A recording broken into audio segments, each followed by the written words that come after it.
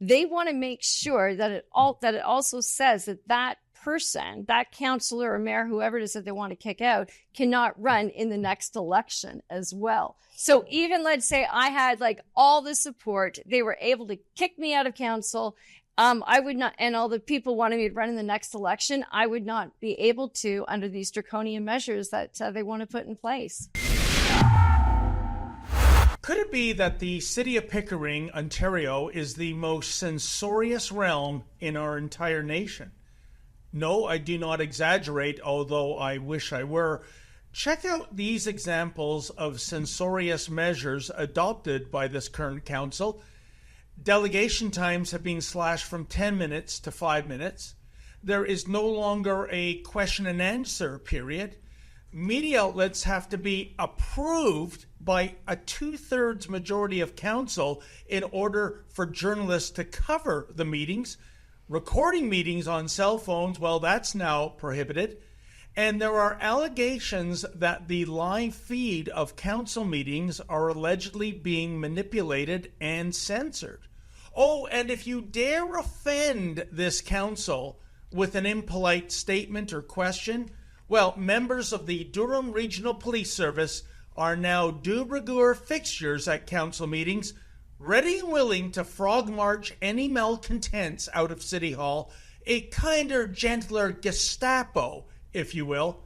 Oh, and it gets worse. If you happen to be a non-woke councillor who is not marching in lockstep with Mayor Kevin Ash, then you are going to pay a very heavy price indeed. Case in point, my guest, City of Pickering Councillor Lisa Robinson, for voicing contrarian opinions. She frequently has her microphone muted, and when that fails to shut her up, the mayor and his henchmen economically penalize her, literally dogging her months' worth of salary.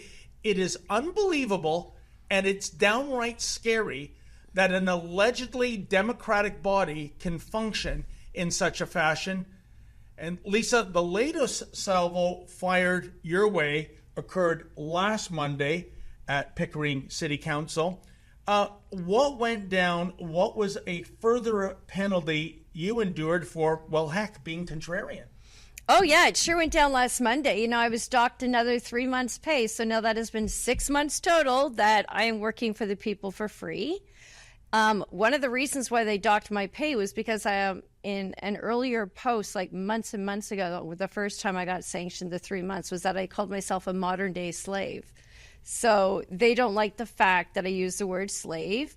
And they felt that that was necessary to penalize me for that. And that's just one of the things that they're trying to penalize me for. The mayor had actually spoke to his right-hand man, Mark Ginto, and I overheard this conversation where Mark Ginto was telling employees of the city of Pickering to go through all of my social media posts, to go through all of my op-eds, all of my videos that I do on YouTube, and find anything that they possibly can to manufacture a report to the Integrity Commissioner, which ended up being about 75 pages long. Even for things that they have sanctioned me for in the past, they were bringing them all forward.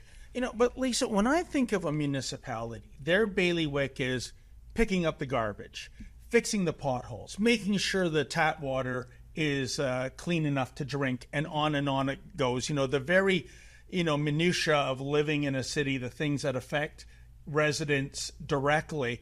This business of reimagining themselves as thought police, if you will. Mm-hmm. I mean, why would the regular citizen in the city of Pickering care about this? I don't care about what, a councillor thinks, what his or her social media postings are. I want the city to function, but they seem to have another agenda. Oh, they do. Their whole entire agenda is just to shut me up because I am speaking the truth. That's exactly what it is. So they feel that they are there to censor me. And then they say that they're not getting their work done in the city of Pickering. Well, I find that very amusing. It's pretty much laughable because I'm still able to get all of my work done. And Lisa, as of Monday, what are you up to in the number of months in terms of dock pay? This is now going to be 6 months. 6 months, half pay. a year. Half a year of dock pay that I'm working for free, yes. So this is all about the economic penalization of you, right? This is what they're trying to do. I don't know your financial situation, Lisa. I don't know if you've got stacks of money in a vault somewhere, but taking away 6 months from your salary, are you hurt by this? Oh, I'm very hurt by it. I mean, I am a single mom. I have a mortgage to pay, car bills, like, water, heating, like food bills, like everybody else. And I have a child. And no, I don't have any other support coming in. I am a paralegal. So I also do notary public work. But you know what? I've been doing that for free for everybody since COVID.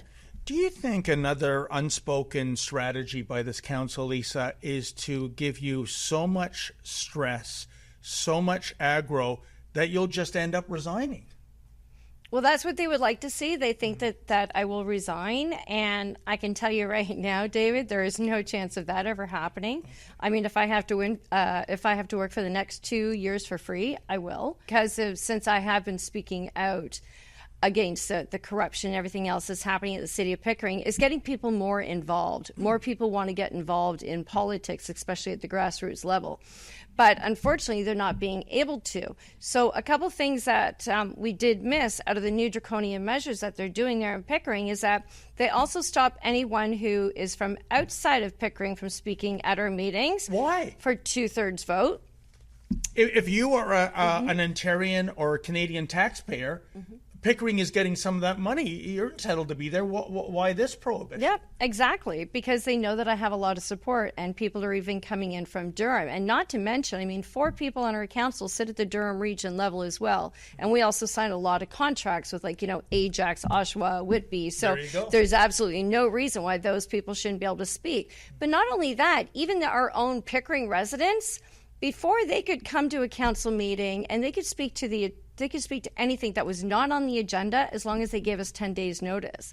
Now, again, you need to sit there and send an email to a councillor, and you have to get a mover and a seconder. And then even after that, you have to have a 2/3 votes.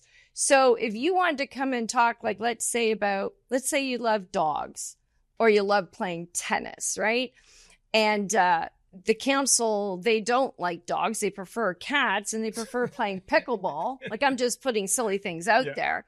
Then they're not going to give you a mover or a seconder because they don't want to hear what you have to say. So that has been happening. So they're just shutting down discourse. Completely. Even their own Pickering resident is not able to come and speak openly at a council meeting anymore. Lisa, here's the thing. In Ontario, municipalities, they are creatures of the provincial government. And we saw that play out a couple of years ago. Premier Doug Ford decided he didn't like city council being as big as it was, so he slashed it from 50 to 25 seats. They ultimately have the power to dissolve a council. That would be, the nuclear option, of course. I think you've reached out to the province and the premier to alert them of what's going on. Can you give us an update on that? I have reached out to them. I mean, my council has sent numerous letters as of late. They sent one to Human Rights to actually have an investigation into me. I know. And the funny thing was, actually, at that meeting, I asked for a motion to have that changed to include all of council. And of course, I couldn't get a mover or a seconder because they don't want to be investigated. So they think that right there, they're above the law. They also sent a letter out to Minister Calandra and also to the Honorable Doug Ford, our premier, asking for the Municipal Act to be changed, which would give them the power to remove a sitting councillor. Wow. Wait, now this, I didn't know this. This is absolutely fascinating. So they want to circumvent the voting process. It's not a matter of, the people, if they don't like Lisa Robinson, they will vote her out at the ballot box. They want to use that club. I mean, this is kind of like what you would see in a country like North Korea, not Canada. No, exactly. They're trying to weaponize the Municipal Act to do that. And not only on top of that, will that give them the power to apply to a judiciary to have a sitting member removed, but on top of that, they want to make sure that it also says that person, that councillor or mayor, whoever it is that they want to kick out, cannot run in the next election as well. So even let's say I had all the support, they were able to kick me out of council. I would not, and all the people wanting me to run in the next election, I would not be able to under these draconian measures that they want to put in place. But you told me off camera, supporters have sent up a Give, Send, Go account. That wasn't your doing. Mm-hmm. And yet I think this speaks to the vindictiveness of Pickering Council. You mentioned they're going to go after the Give, Send, Go account to try to shut it down. What do they plan to do? Well, I don't know if they can't actually go after the account, but what they will do is they will put in another report to the integrity commissioner and then try and sanction me again. Because since if the Give, Send, Go is successful and brings in money, then they're going to think that I'm not learning my lesson, let's say, because I will have income to subsidize so I can pay my mortgage and feed my child. And so then they'll start attacking me for that, even though it was something that I never set up. But that's just how vindictive they are. I mean, again, I wouldn't even treat my worst enemy this way. There is no way that I would, take away somebody's only ability to keep a roof over their head or feed their child. It's horrible. Yeah, indeed. And whatever happened to that old chestnut, we can agree to disagree. Well, apparently not. If you disagree with the mayor and so many members of council, you are persona non grata. They will shut you down. Mm-hmm. They will economically penalize you. They will vilify you. They will demonize you. It's disgraceful. Lisa, at the beginning of the year, my boss, Ezra Levent, correctly predicted that 2024 would be the year of censorship. And we see it happening everywhere, including in the municipal level. And I go back to what I said before. Their job is fixing the potholes, making sure the garbage is picked up. Mm-hmm. But they've reimagined themselves as thought police. Did you ever imagine this would happen? No, I would never think that anything like this would happen. I mean, they're power hungry. That's all it is. They think that they have the power, that they can do whatever they want. And it's really, really sad because those are the people that that do not belong in power because they use it for evil. And so, they need to be voted out. I guess last question before we wrap this up. When the next election comes, is this mayor, are these other councillors, are they popular? Are they shoo-ins? Is there any discourse out there, or is the big fear, Lisa, voter apathy? It is tragic, I think, that so many people don't get involved in municipal elections. The turnout is chronically horrible. They're not even probably aware. Well, how would they be aware when they're kicking journalists out of right? Covering the meetings? Yeah. So I'm asking you to look into your crystal ball for when the next election comes along.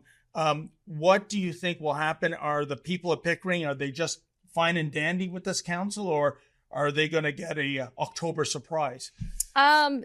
I definitely think that voter turnout is going to be increased in the next election, not over in our municipality, but in municipalities everywhere, because we have been drawing so much coverage to the city of Pickering, even though the integrity commissioner likes to try and sweep a lot of it underneath the carpet.